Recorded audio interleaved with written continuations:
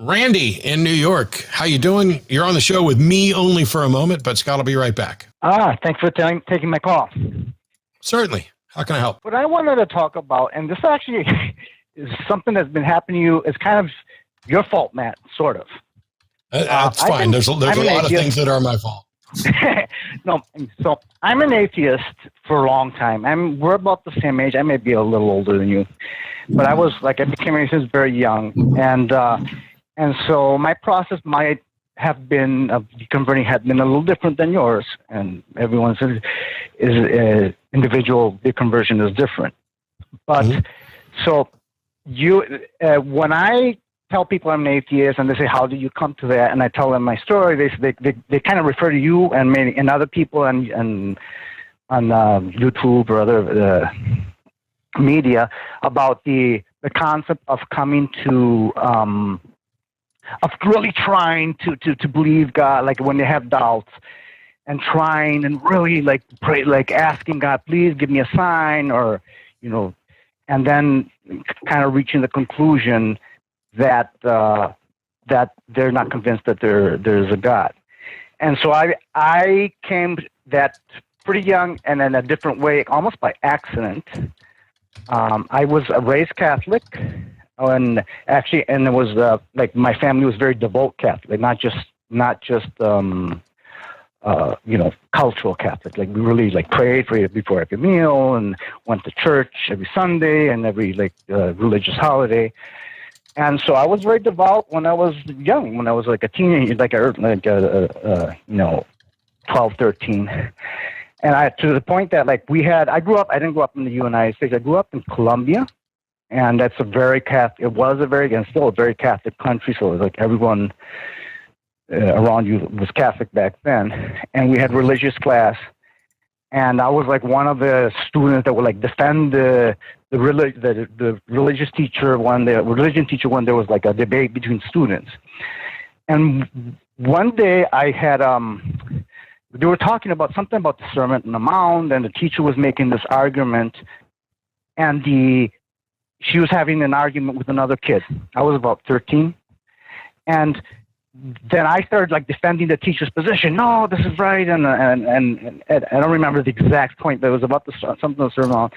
And this kid had a really good comeback, like really, really convincing. Like basically, I would like just kind of showed me up in front of a whole bunch of other teenagers, 13 and 14-year-olds. And I just felt so embarrassed about it because like he really, showed me and run the argument. And for like weeks, I felt like really embarrassed, like I'm wrong. And I would go to school and like, I don't want to talk to him because I was really embarrassed in religion class. Until it came to a point where I was thinking about the points that he made and the points and about something that I really was convinced on. And I realized, well, he's right and I'm not wrong. I mean, I was wrong, but I'm convinced with him. So I was wrong about something that I really believed. And that just started a long and painful process of like re-examining assumptions about a lot of things, not just religion. And it was just discovering that, I used to think this about, gay people again and things. And I just like really examining, like, if I'm wrong about this, I have to be wrong with that. And I was just, and that came also with my faith, my Catholic faith. And it was painful. It was hard. It was difficult, but it was not really, I didn't really try to like ask God, tell me. No, I would just like, there's things that I did wrong. Like this thing in the Bible doesn't make sense. And I look and I was wrong about this, like wrong. And then like examining all my beliefs, like about in general life and religion, until like later when I was like my last years of high school, I kind of was able to form like a sort of a way of how I thought about things, and it was with the help of some philosophy classes we had that helped me kind of organizing the way I would examine things. Until I realized I didn't even know the word atheist or what was that. I mean, I associated with like communism, meaning Soviet communism, but I really didn't understand until later. But it was not easy. It was hard. Everyone else believed. Everyone else was a Catholic, and I just came to a point where when I reached that conclusion, it was hard. But I never had the doubts about God. It just came to a point where I just reached the conclusion, well, this doesn't, there's just nothing that tells me that this is a real thing at this point, unless there's something that changes my mind. And so I was very young when I reached that, and I just continued that path. And so I have been challenged because they say, well, but I'm sorry. I just want to know where you're going, because this is sounding a lot more like a life story than it is with anything for us to contribute. Okay. Yes, I understand. So I have been living that way for a long time. And so then lately I have been like with people, family, relatives, challenged about this, saying like, well, but you really are not an atheist.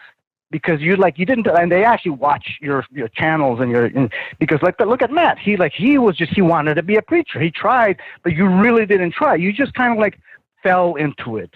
And so you really are not an atheist, and you really, that like, to really be like, you're not sincere about it. You really should have challenged yourself much about like, ask God to give you a sign, as like really look into this. That's kind of, this is a recent thing. Like I've been from all over. They just challenge, and I just don't know what to say. I feel it's easy, Randy. They can pretend all day that you're not a real atheist, but they don't know your mind, and they don't know how sincerely you tried, and they don't know what you did and didn't participate in. It's strange that they don't know me at all, but they can go, you're not an atheist because you didn't try as hard as Matt. How fucking hard did I try? But at the end of the day, you don't owe anybody an explanation for what's in your head or what's in your heart or what you think.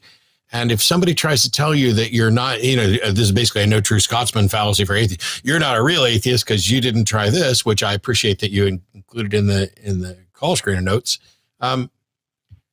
What I understand the frustration of people not accepting you for who you are, not taking your word for something, because I've told people all kinds of things about me, and there are people who don't believe it, and there are people who actively tell lies and spread rumors about me, people who don't know me, who don't know what I'm like, and other people believe it.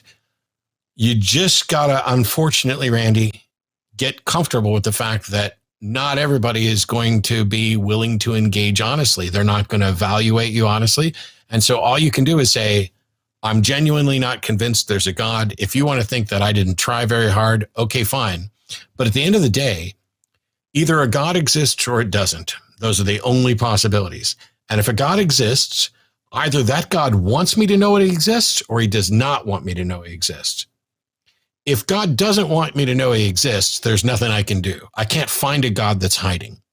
So if we're talking about a God that other people have found, either he doesn't want me to know, but if they say that God wants me to know, then why don't I know?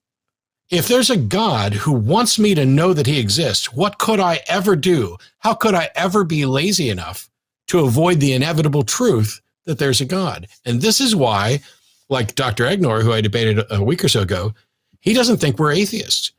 He doesn't think Scott and I are atheists. He doesn't think you're an atheist. He doesn't think any of us are atheists. He thinks, just like Ray Comfort, that God has revealed himself to all of us, and you and I and Scott are lying. That's what they think. And the reason they think that is because the alternative means that they are in fact wrong on some level about what they think about God.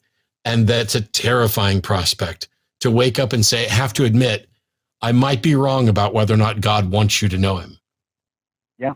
I kind of understand that, because that's how I felt when I realized that.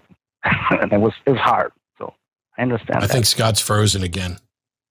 I want to save a screenshot right now, because I gave such an eloquent response to Randy that I froze Scott in place, just with that look of thoughtfulness in his place. I got to move on, Randy. I appreciate it. Please, it's hard to just say, hey, don't let it get to you. But the truth is, it's going to happen to all of us. And when those people say that you didn't try hard enough, you're not a real atheist, etc., they're telling you more about them and their fears than they are about you, because you're not convinced. And by the way, how hard should somebody have to try for God to reveal himself? Shouldn't you just have to say, hey, God, I'm here, I'm ready. Would you reveal yourself to me? Why isn't that enough? Yeah, that's true. That's true. I got to move on, though, Randy. So why don't you say something mean and hang up on me?